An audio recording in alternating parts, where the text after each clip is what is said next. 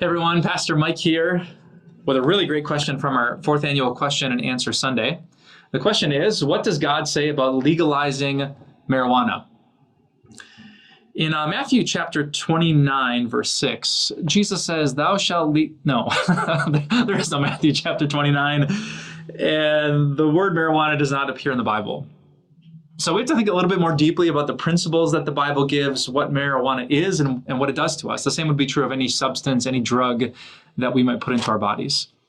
The place that I immediately went to when I heard this question was Galatians chapter 5, a beautiful section that talks about the fruit of the Spirit.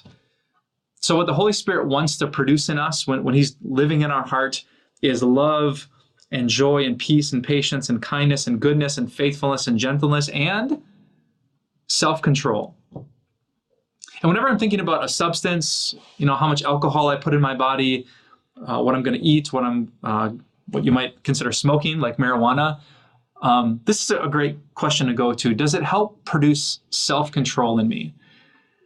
If I was in a spiritual battle, like if I knew that I was in a war, would I want to smoke this or take this or drink this before I went into combat? Because if you read all of Galatians chapter 5, that's exactly what's happening. Paul says the sinful nature desires what is contrary to the Spirit, and the Spirit what is contrary to the sinful nature. They are in conflict with each other.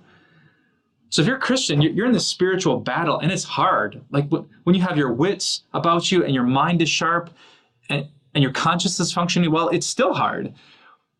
So to put ourselves under the influence of a substance that would affect our judgment, that would slow our reaction time, well, that's really, really dangerous.